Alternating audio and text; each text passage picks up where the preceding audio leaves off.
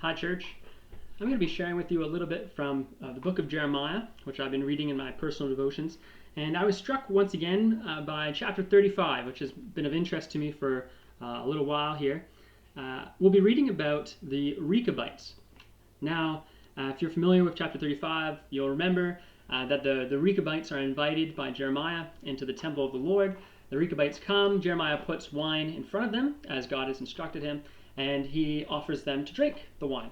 The Rechabites respond, "Oh no, we couldn't do that. We had an ancestor named Jonadab, whose son was Rechab, and he told us that we are never to drink wine and that we're to live as nomads." And so from the day that this was given, this command by this ancestor, they have never touched wine and they have always lived as nomads in the desert.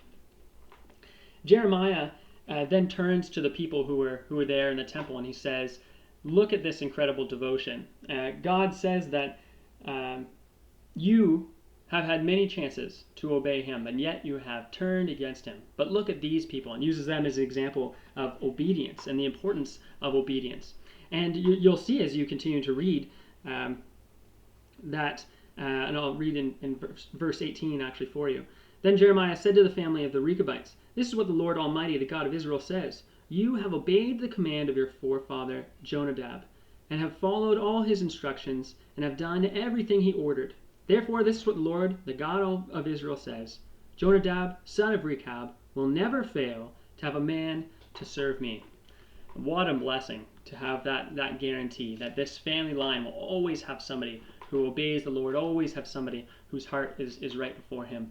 And so we see that this obedience is rewarded. And it seems to us as well that Jonadab must have been someone that served the Lord. We see that he's somebody of great wisdom. And on this coming Sunday, I'll be talking about how wisdom doesn't come from men, it comes from God.